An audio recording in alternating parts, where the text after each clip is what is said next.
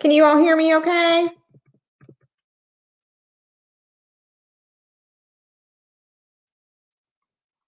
Great, great. I'm so sorry. I do apologize. We had a few technical difficulties, but thank you all for joining me today. My name is Krishnaveni Balakrishnan, and I work with Orange County Health Department as the Healthy Communities, Healthy Homes Coordinator.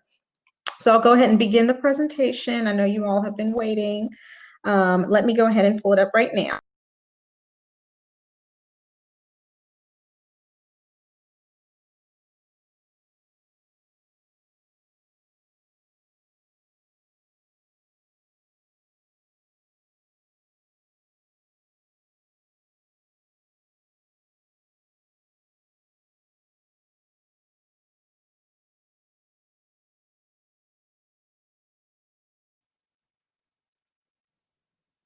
I want to make sure you guys can hear me still.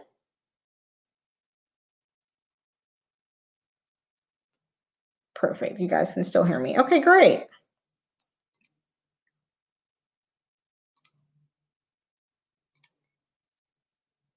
So today we're going to be talking about housing and health equity, addressing drivers of health during a pandemic in Orange County, North Carolina, which is where I currently reside and work. So Orange County Health Department, our mission is to enhance the quality of life, promote the health, and preserve the environment for all people in Orange County. The current divisions that we have in our health department include environmental health, dental, personal health, which includes all of our clinic services and also our communicable disease team. My division, which is health promotion education services, and finance and administration. Our health promotion education services division focuses on everything in regards to health education. So our Healthy Carolinians program is a community network of agencies, community members, and other professionals within Orange County focusing on health and wellness. Topics that we focus on include suicide awareness and prevention, transportation access, and healthy food, along with others. Our coalition also identifies important needs in the community through our community health assessment process, which we conduct every 4 years. We just completed our current cycle back in January of this year, and our document was up for publication in May of this year. Our Healthy Homes program, which is what I manage, focuses on identifying potential asthma triggers and health hazards in the home. So a lot of what I do focuses on highlighting areas of concern with parents with children who have asthma and methods that we can use without medication to be able to address respiratory health within the home. We also provide resources on environmental triggers, affordable housing, and legal services surrounded fair housing and safe housing concerns. Our next program, Tobacco Prevention Control Cessation, focuses on tobacco-free classes for those who might be dealing with a tobacco or cigarette addiction, and also nicotine replacement therapy to those who are working on quitting tobacco. So Healthy Homes is a free program that is for all Orange County residents as long as they have a child under the age of 18. So any Orange County resident that lives here, we serve. There's not an income requirement. And this program actually stemmed from our tobacco and prevention program 5 years ago as a pilot project. And the county decided to fund it as a fully funded position. So we've had this program now for 5 years. And it's one of few in the state that's done through a health department. So asthma, as we all know, is a chronic non-communicable disease, which just means that you can't catch it from someone. It's something that you're born with. Genetics, allergies, and other respiratory infections and environment are considered risk factors for development.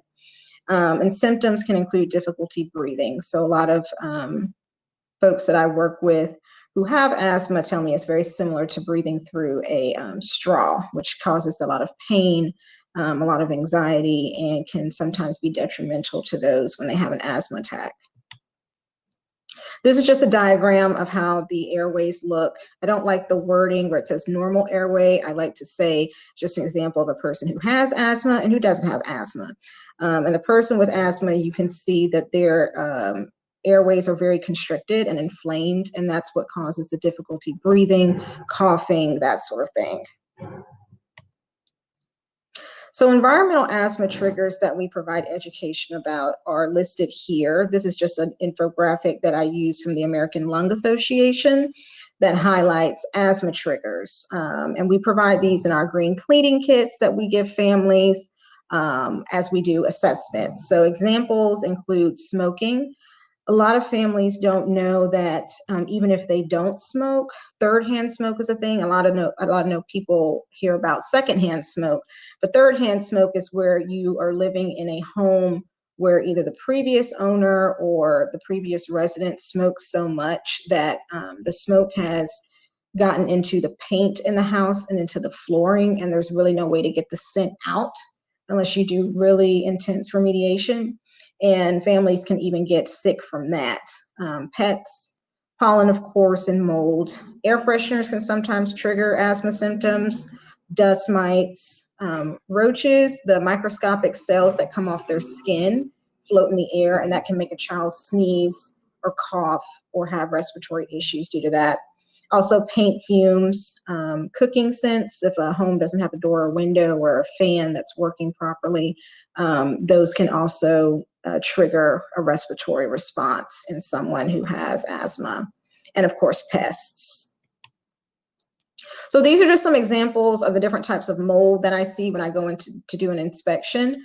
As you see, penicillium is there. Penicillin actually comes from mold. A lot of people don't know that.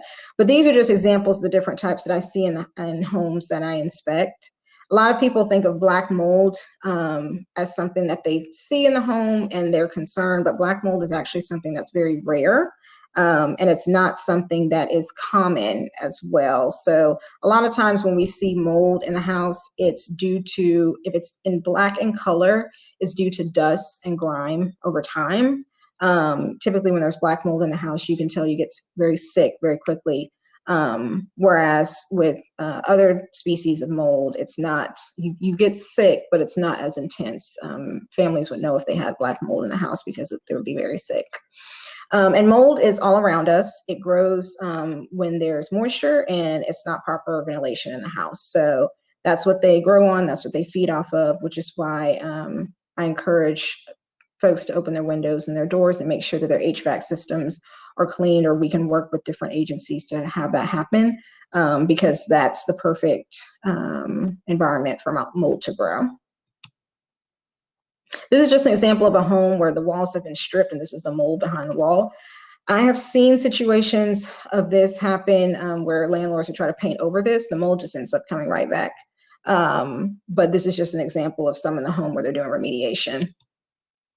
So pests that I see in the home, ants are a pest that sometimes pop up in different apartments and houses that I visit. Roaches, not just the small ones, but also the ones that we see out in larger urban areas and in rural areas as well. The water bugs, those can infest homes. Bed bugs, as well as termites, and vermin includes any type of mice or sometimes rats that I might see that are present in the home that either the landlord hasn't addressed in the apartment or the house, or it might have gotten in from the outside as well. This is just an example of bed bugs. This is what I see sometimes in home assessments. Example of water bugs and roaches, and an example of vermin as well. So why is healthy homes important? Well, based on the information that I just shared with you, a lot of us, we don't want those pests in our homes, and we want to be able to breathe freely and have our families safe in the place where we call home. And housing is also a social determinant of health. So healthy homes promotes good physical and mental health. A lot of people forget that we spend the majority of time in our house outside of work and school, and even more so due to the pandemic, we're inside way more often. And so if you're in an environment where it's poor quality and there's substandard housing that you're staying in, it can contribute to health problems such as chronic diseases and injuries as well. So Healthy People 2030 is a national initiative that started back in the 70s by one of our general surgeon generals at that time. And It has expanded over the years, and many states have adopted Healthy People to their own state and focused on different target areas and public health indicators. And North Carolina was one of them. So Healthy North Carolina, which I'm assuming many folks who had the opportunity to be involved in that work are attending this conference today. There were many experts and leaders from multiple fields who came together within the past year to focus on a common set of public health indicators that we felt were important to be targets for the state over the next decade. So we met with communities across the state, held meetings, and also gave our own input of the different populations that we worked with to advocate on why the North Carolina Institute of Medicine should pick the health indicator that we chose as part of their 2030 project. And luckily, housing was chosen this year. And the indicators will serve as a population health improvement plan for the North Carolina Division of Public Health over the next 10 years. Going into Orange County's affordable housing crisis. So as my role working as a Healthy Homes coordinator, it also involves addressing affordable housing in the county. Right now, approximately 50% of families who rent their home in Orange County are cost burdened. So that just means that the majority of the money that the family makes, or a good fraction of it, 30%, is strictly paid on just housing. And a family, in order to be able to live in Orange County, because we have one of the highest living wages outside of Wake County, you have to have an annual income of $37,980 or $18.26 per hour to afford a 2-bedroom apartment with monthly rent costing $1,055. That's not including utilities. So renters who have a full-time job that pays the mean renter wage would still only be able to afford $711 or less per month in rent. And we all know minimum wage is not $18.26 per hour. So a lot of families struggle here in the county because there's not a lot of opportunity to be able to make that amount of money due to the high cost of living here. So one way that we can identify what is the affordability of a county, what is the housing like, is there affordable housing within the county, the demographics, is through the North Carolina Housing Coalition website and their county profile option. So you can search any county in the state and be able to see how affordable it is to live there, and also what you would need to be able to make to be able to live there, the demographics, access to care, access to food, that sort of thing, that is listed within the county profiles. And those are helpful for us to identify where we can improve, what we can do, especially within Orange County. And I use it as a tool in other housing professionals as well, using it as an example to look at data. Transitioning into our response to COVID-19 within Orange County. So we know that it's been difficult to address housing and home visiting due to the pandemic. So back in late February, early February, we were already trying to prepare for COVID-19 before it hit. And so I, along with other health educators within the health department, partnered together to pull together messaging around hand washing and social distancing. And safety within the home, resources around that. We worked to distribute that information and work with families as the pandemic developed. Our first case in Orange County was identified during the week of March 16th. So our call center and text messaging services for residents was something that we put together at the beginning. Everybody was assigned a certain role. And one thing that came out of that was the COVID-19 e-newsletter. So I was the editor of that, I still am. And we worked to provide information around housing, access to care, food, school safety, and testing, along with other resources. And we would send that out to county residents twice a week. And on top of that, we'd also be meeting with different agencies and departments throughout the county, determining what best method it would be to get in contact with these families, especially in terms of housing, making sure that families had masks, access to care, and even information about, because a lot of folks were laid off from their jobs and that sort of thing, employment. So all of that was included in the way that we were distributing information. And for those that were delivering information, my colleagues over in environmental health, we would provide printouts in various languages as well to get that resources out to the families here. We also made an example is to the right here, myths versus facts, debunking novel coronavirus myths. We still even now have a lot of misinformation that's out there about the virus. And so at the beginning of the pandemic, we began putting out information about accurate information on the virus and how to keep yourself safe. Over time, we realized that a lot of us who were doing home visiting and health education were a little bit challenged because we weren't able to get out into the community physically. We had to do everything virtual, and that is a barrier in itself because some families don't have access to internet, or the internet is kind of finicky here, depending on what part of the county you live in.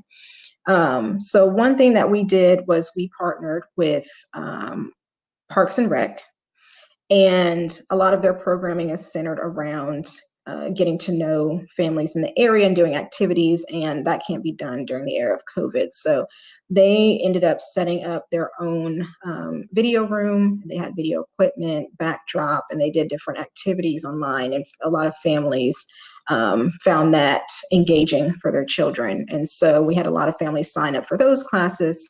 And so we decided that we thought it would be a good opportunity to partner with a fellow department and be able to get out information on healthy homes and safety in the home. So we had a successful class recently, back in September, and we had huge support. All of the recipients, or the participants, excuse me, of the class were recipients of a green cleaning kit. So typically, the kits that we provide to families are about $120 worth. We provide it free to the family, and it includes items like Castile soap, vinegar, olive oil, cornmeal, different ways that you can use these natural kitchen items to clean your home. And for the participants of the class, I thought it would be beneficial because those same items could be used to disinfect, like peroxide, or clean, like Castile soap, disinfect. So we provided those items to participants of the class, and we did deliveries for those who resided in Orange County. We got a huge response, and so we're going to be doing the class in Spanish in November. And so for those who are interested, I can definitely share the link. It's virtual, so we did have attendees from all over the state. But if anyone lives in Orange County or close to Orange County, we were doing deliveries of the kits as well. And I can share that information if any attendees would like that for their clients or for themselves. We also had to do virtual visits. So I would do calls with the families instead of doing an actual visit, and then determine what they were experiencing. And if they were having trouble with their landlord, I would reach out to some of the other departments like code enforcement, housing, human rights and relations, or housing community development, and they could assist with funding, legal aid, and my piece would be doing the health education and providing any additional resources in the community. This is just a photo collage of some of the work that we did this summer, various departments coming together to address the pandemic and provide community support. So this is one of the first testing events that we had, and it was at Mount Zion AME Church up in Cedar Grove, North Carolina, not too far from Hillsborough. It's a very rural area, so we worked with UNC to get a testing truck out there. And we've been doing testing events now every Wednesday and Friday in different parts of the county, ensuring that community members have an opportunity to get tested for COVID. Transitioning into the COVID era also brought along and brought to light a lot of issues that we as public health professionals have seen for decades. And one of the things that we noticed during addressing COVID was also providing resources around understanding structural racism and how it impacts our health, and resources for those who want to be an ally to the work. And in determining that, I wanted to discuss, what health equity is. So what is health equity and what is health equality? Well, health equity, you think of it as a way that every practice that you do or the way that you're operating is in an equitable fashion in terms of health.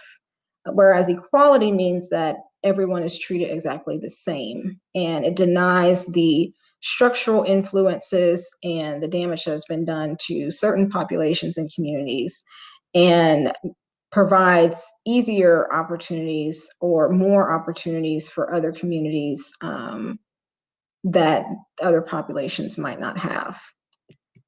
And so a picture of this would be just the fence as a barrier, even though everyone can kind of see the game on the left.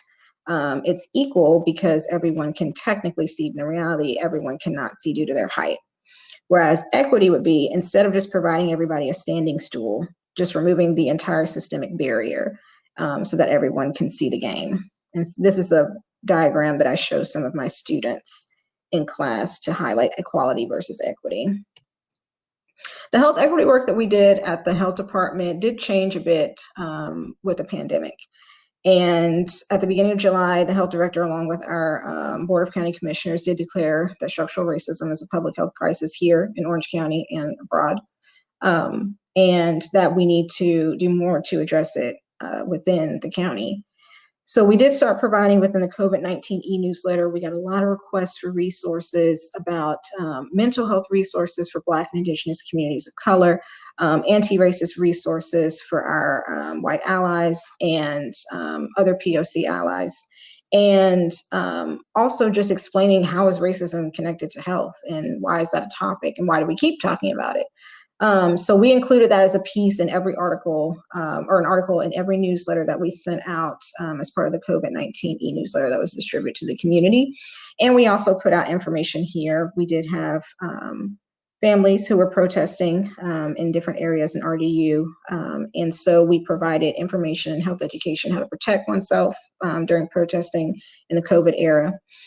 We also had open dialogue about racial equity issues and provided spaces for our department and even others on talking about this and how we as an agency and also as a county department can advocate and do more to provide these resources to our community. So health equity work has been happening at OCHD, Orange County Health Department, for a long time. Our Racial Equity Commission, REC, which I'm a part of, began as work that was done under a grant from the Office of Minority Health and Human Services through the state about 2 years ago. And we've continued to do that work where we're working to provide, making sure that racial equity is an active agent throughout all of our organizational processes here at the health department. We also have our strategic plan that complements and supports the overall strategic plan of our health department, which was completed this year. And it looks at the inward policies that we have, the processes and culture, and seeing how we can strengthen those equitably, do away with some that aren't equitable, and which in turn would strengthen our ability to be able to serve our residents in Orange County equitably as a whole. So while the REC Council focuses on inward policies and processes, the Health Equity Council focuses on the outside. So we partner with different agencies and community members throughout Orange County, focus on ensuring that there are no barriers to health and well-being based on race or culture for anyone in Orange County. So we come together to work on different activities, whether it's trainings, looking at different areas that we can identify potential barriers and break down those barriers, and also working with different policymakers with the trainings and skills and information resources to address the changing demographics and healthcare needs of not only Orange County, but North Carolinians as well. And environmental justice and equity ties into a lot of my work as a health educator and working as a Healthy Homes coordinator. Some of the communities that I wanted to just lift the voices up of today are some that I have worked with here, which includes the Rogers Road community and the Northside community. Both are located here in Orange County and are extremely resilient communities who have experienced a lot of challenges and injustices due to our systems over the years, a lot of broken promises, and also exposure to health risks as well. One has a landfill that's located in the community.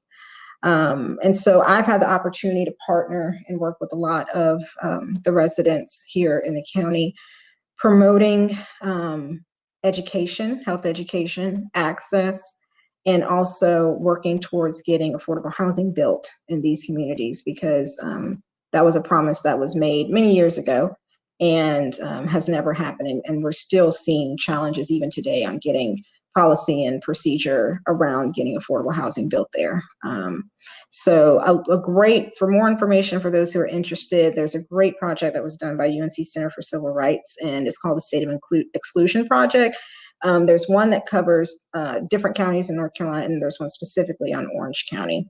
But I've included it here in the PowerPoint presentation for those who are interested, and it highlights the history of redlining, structural racism, environmental injustice in particularly Black communities and other communities of color in North Carolina, and how that has impacted health and the disparities that are present, and what we can do now to undo the damage that has been done over the years. So I always try to bring that to light because as a Healthy Homes coordinator, a lot of the work that I do ties in advocacy as well as policy alongside the outreach.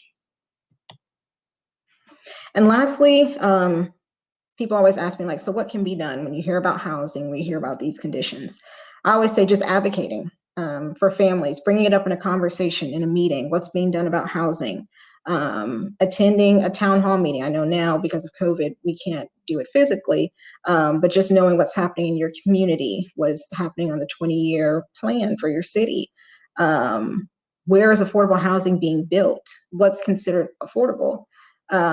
Is it affordable for the new residents that are coming in from different cities, or is it affordable for the actual residents that have been here for 50, 60, 70, 80 years plus? The work that I do cannot be done without the multi-sector partnerships and collaborations that I have here. I would not be able to do the work that I do without having the support from the residents and the communities that I work with, the different agencies and the different structures. Like there's some areas that I have no type of background or experience in. So having support from local universities, local government entities, outside of that as well, nonprofits, organizations that address different areas of health or different topics altogether that I have no expertise in, but coming together to address those to improve the quality of life for our residents. That's extremely important. Meeting with lawmakers on the local, state, and federal levels to address health policy. So having more tighter requirements for landlords here in North Carolina. What makes my job a little bit harder is that there aren't a lot of rules for people who work in housing, particularly those who own properties. There's very lax rules compared to other states. And that makes my job harder because families deserve access to safe, clean, affordable housing. But if there aren't a lot of rules in place for someone to rent housing or to own housing and being a landlord, then families are stuck with the options that they're given.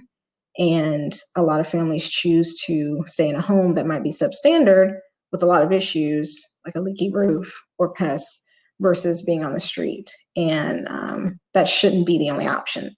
So making sure that we advocate for policy here in North Carolina is extremely important. Also providing education and awareness on public health issues. A lot of times housing is at the bottom of the list. We think about access to healthcare, which is just as important, and access to food as well, transportation. But housing sometimes people forget about. And the one thing is that housing is somewhere where we stay all the time, like, for a good 8 hours, 9, 10 hours of the day. And so if it's not the best housing, then it can definitely make you sick. And it doesn't matter if you have great health care or great food. If you're staying in a home that's making you sick, it's not solving the problem. So that's definitely something that's important, education and awareness. And last, but definitely not least, is understanding the root causes, asking why. Why is there a neighborhood right down the street that has access to a grocery store with healthy food and it's not next to a landfill, good schools, versus another neighborhood not too far from that neighborhood that doesn't have access to a grocery store, maybe only has a gas station where they can potentially get food or fruit from, not the best schools, a lack of great transportation. All of these things, asking those questions, why, what historically has been done, and how can we undo some of that damage and dismantle it through advocacy, through education, and through policy.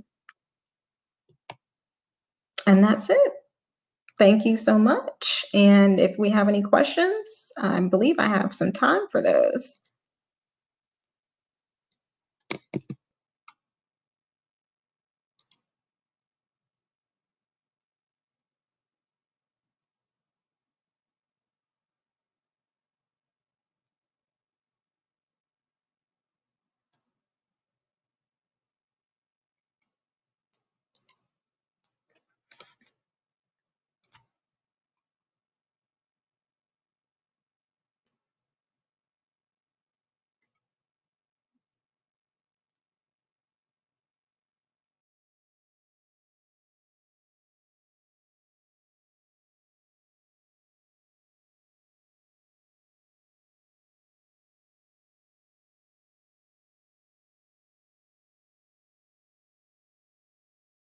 Regarding the declaration that we had, I don't believe that there was much pushback. The pushback that we've actually, or what I've actually experienced, is that the information that we shared around anti-racism and structural racism through our newsletter, we actually received a lot of pushback from there. And there were a lot of people that were just not happy and just not understanding why we kept talking about racism and health. And so I would say the most pushback that we got was the health education that we included about anti-racism in the newsletter. To my knowledge, I didn't receive any type of information about there being pushback from the declaration.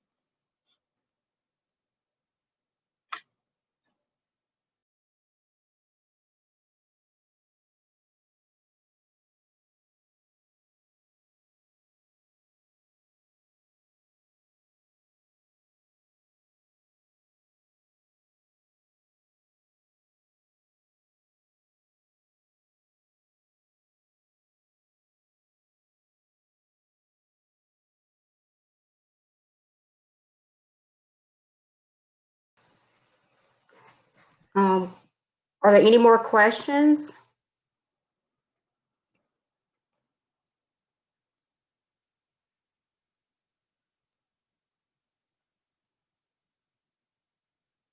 Well, I want to thank you for presenting for us, and I'm sorry about all of the difficulties we had in the beginning. Oh, it's okay. But we do appreciate you and bringing this topic to us today. So if there's anything we could ever do for you, just let us know. Thank you all for having me. I was happy to be a part of this. I thought we would be able to be in Wilmington and have it, but it's okay that we're doing it virtual, and I really appreciate you all providing me this opportunity to present today. Right. So again, thank you. So if you don't have any more questions, comments, or concerns, we'll go ahead and end it, but we'll give people a few more seconds to see if they have any questions, comments, or concerns. Okay.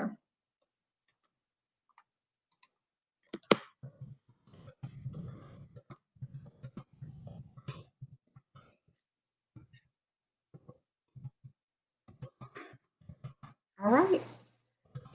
Again, we thank you so much. Thank you. And thank you all for sitting with us this afternoon.